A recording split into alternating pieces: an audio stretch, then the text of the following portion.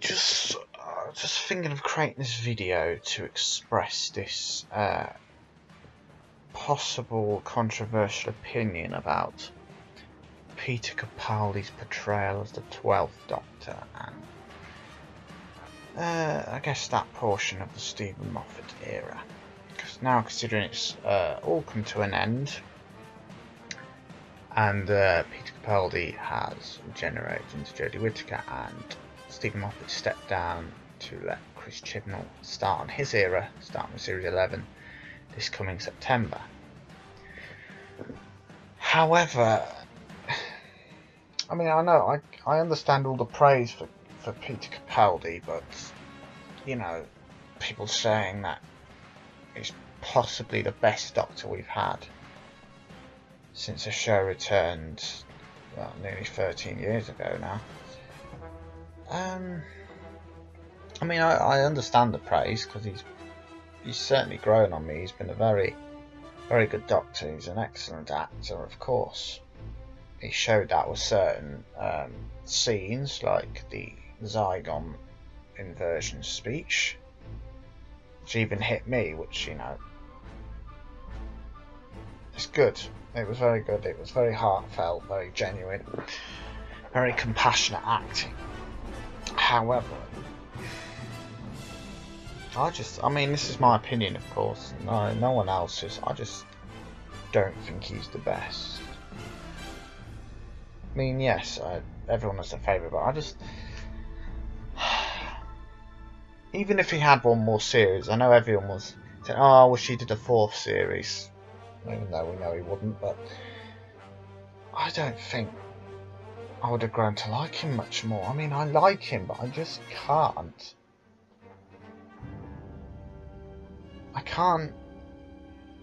He can't surpass my expectations, not my expectations, my loyalties towards his predecessors. I mean, David Tennant and Matt Smith, in that order.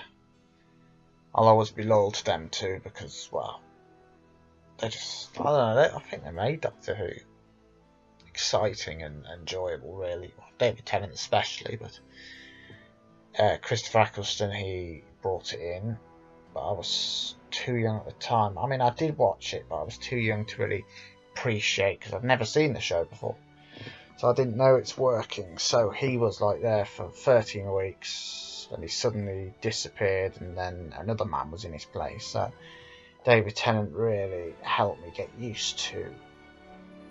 I started to get to know the show and all its elements and everything with him in the role. So he's really my Doctor, even though he's not my first.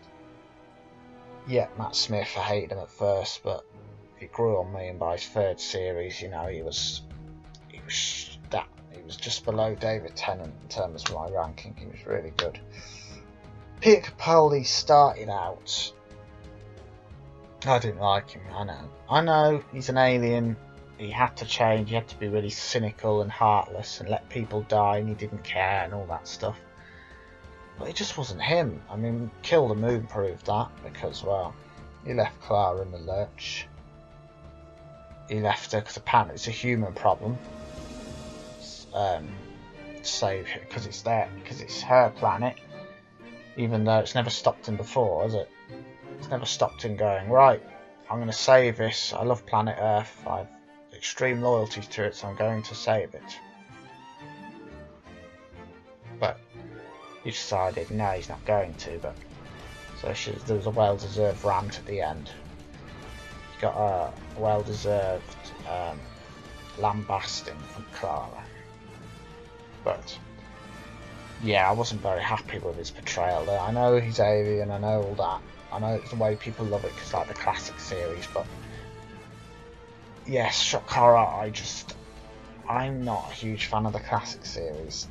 I've tried, I've watched a few episodes. I like certain eras. I like John Pertwee's episodes, because they're quite reminiscent of the newer episodes, as in the reboot, like the last, like Russell T Davies, a little reminiscent of that for me. So I like John Pertwee, but the rest are a bit hit and miss. So I couldn't sit down and have a big marathon of those episodes from the 60s, 70s and 80s, because I don't have the attention span for them. No offence to all those that like them, fans old and new. So I don't really appreciate that darker, more alien Doctor so much, because he's not the one I recognise and the one I idolise. So yeah, but he got better. I'm glad he softened down with the Rock Doctor aesthetic, Series 9 and Series 10. But I'm not digressing, but I just...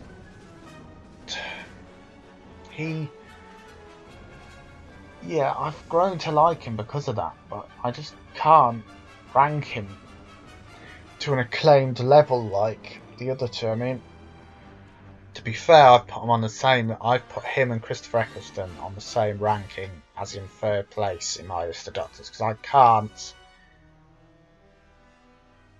I can't designate the two on different levels, because obviously Christopher Eccleston sometimes forgotten because he only done one series, so it's hard to appreciate his character development. But I don't know, whenever I watch his episodes I really do like him because he has that good balance. So I can't put him below Peter Capaldi, but then I can't put Peter Capaldi above him either, because when I look into my gut, my heart, whatever, I like him, but not to the extent that he could beat Eccleston, so they have to be on the same level for me. And I couldn't have the heart to put him above Matt Smith or David Tennant, because honestly, in my opinion, he never grew on me that much. He was good, but yeah, because I watched his regeneration. It was very sad. I really did get very saddened by it, especially when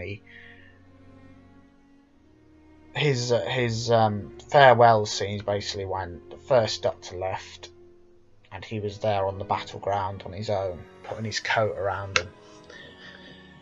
That just, because it's that vulnerability you never see in the Doctor, because you read all these things or you watch all these episodes where he's out in the cold environments, in the Victorian Christmas or the Planet of the Ood or the Thin Ice episode, the London Frost Fair, that was it.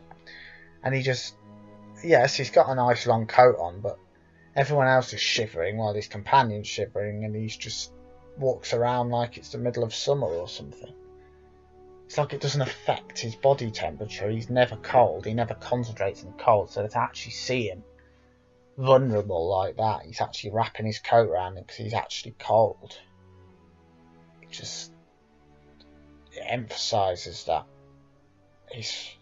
the end is nigh for him, so that really sets off that emotion. And then of course Bill comes back, well, as the glass figure thing, and then metamorphizes into Clara, and then Nardole, so it's like, the end, because all his friends are coming back to see him one last time, the big hug and everything. And then of course the music, you got the mix of a Husbands of River song, Beryllium music, and then the Dr. Falls music as well, I think, which was excellent from Murray Gold. But it's just really emotive, that scene. But then that was really sad. And then as soon as he gets into the TARDIS and starts his speech, I don't know if it's meant to be sad or blubbery sad, but he went on a bit. No offence, but that speech was a bit elongated. I think he could have said it in fewer words and just made it more heartfelt or more memorable. Not saying it has to be memorable, but it's just a bit jumbled up. I suppose that's the style of his Doctor, but I do like his Doctor, but I don't think I'll miss him. I'm sitting here now, everyone else probably in mourning for a few weeks after. I know I was for David Tennant. I couldn't accept Matt Smith until at least the end of his first series, or the middle of his second, because I really had this rapport with David Tennant's Doctor. really got into my heart, and I really felt him in the role. So Matt Smith taking over was kind of, I didn't appreciate that change at first.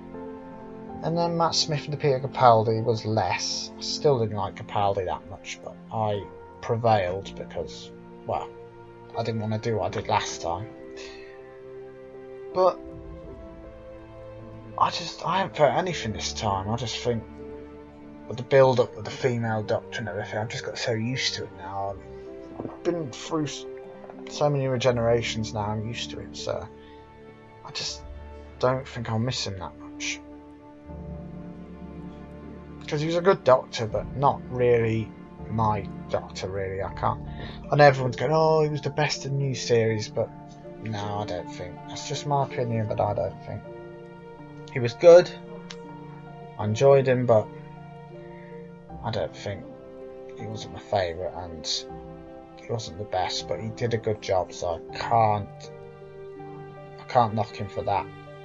Same what people say about Series 10, I think there's this sort of hyperbolic opinion about it. People are going, oh, it's the best since the show revived in 2005, since Series 1 or something.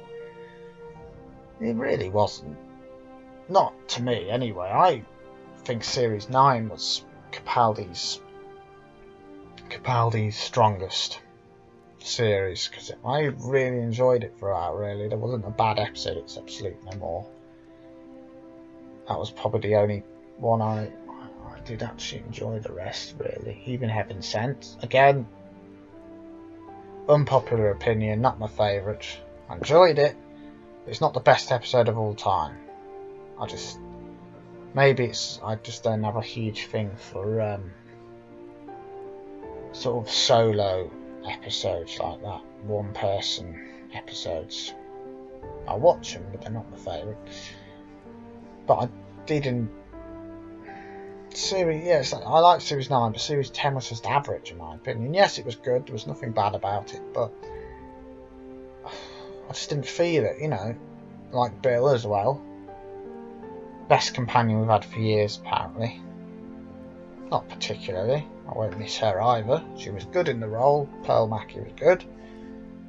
As was Nardole, but I don't know, it's like they're there 1 minute and then they're gone now, and I've noticed, but they're just not. They haven't really stuck in my memory. I won't remember them as one of the best companions ever, especially Bill. You know, they were good, but I wouldn't rate them so highly. I mean, yeah, so Series 10, not my favourite. Average series, very good. Average, not the best. I wouldn't go that far. It takes a lot for me to say one series is the best, and it's kind of those that sort of age like fine wine. Some of them, the longer they age, the better they are, in my opinion. Like Series 3 and 4, but that's if you like Russell T Davies era. If you don't, if you're a Moffat, prefer Moffat, then that's fine. But yeah, Moffat, very good showrunner. Had his weak points. I'm not in the majority. Again, I have an unpopular opinion. Series 5 is okay. Look, hated it first time round because I just couldn't accept Matt Smith. Grown to like it over the years. Still not the best of all. Probably third or fourth best, say. Series 6, not a big fan of it. Just too dark. Something about dark themes I don't always like. I didn't really like the dark themes of Series 6. Series 7 I like. Everyone hates it. Not hates it. It's one of the weaker series. I like it. Especially part 2, Clara and the Impossible Girl. I like it. I don't care if anyone else doesn't. There's a few episodes in that half I don't like. Prefer it to the Amy and Rory half, part A. Part 1, but yes. It's more about having fond memories of that era, that time. So 2007, 2008. as a person, I have fond memories, so that includes Doctor Who for Series 3 and 4, and then 2013 for Series 7 Part 2. Got fond memories of that as well, so I enjoyed that half. Series 8, don't like. Again, Peter Capaldi's too dark, too cynical, too mean, and acerbic as a Doctor. Series 9 I like, Series 10 I like to a degree. Series 9's brilliant. Series 10's okay, but you know, he didn't do too bad, but I think it's his time to go now. 7 years is long enough. Rusty Davies only did about 4.5, nearly 5. Maybe I'll say about 5. And he's done about 7, nearly 8, so that's long enough. He doesn't need to do any more. He's served his time, so I'm looking forward to a new showrunner. Even if we do get less episodes with extra 5 minutes running time, which a bit pointless really. They could have extended to 60 minutes per episode or something, because, well, we're losing 2 more episodes, considering we started off with 13 years ago. Then that's dropped to 12, even if you include 13 as a Christmas special, we still have 14. Now it's dropped to 13 with the Christmas special and 12 without the Christmas special. And that'll be dropping to 10, and the episode duration's going up by 5 minutes. Doesn't seem worth it in my opinion. Could have extended it by 15 minutes, and then it might seem like a justifiable sacrifice. But not to moan. I do look forward to seeing Series 11. Hope it does it justice. Hope there's a fresh aspect to it now. And one thing I'm looking towards is they bring Doctor Who back to the mainstream audience. I don't want it just serving the fan base, because that's a lot of what Moffat did. Yes, gave it global success, recognition, but I think it should bring it back to the mainstream.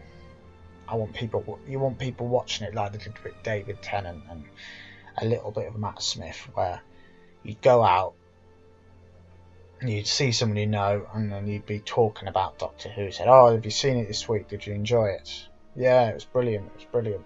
You don't get that anymore, because no one watches it unless you're a dedicated fan. You don't get that, not very much.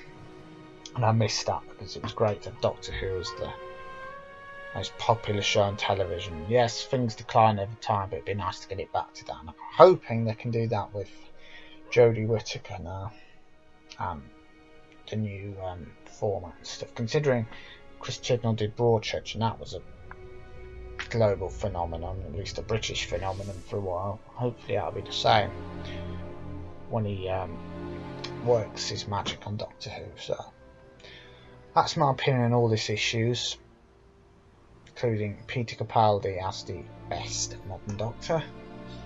Well, in inverted commas anyway. Stephen Moffat's era coming to an end.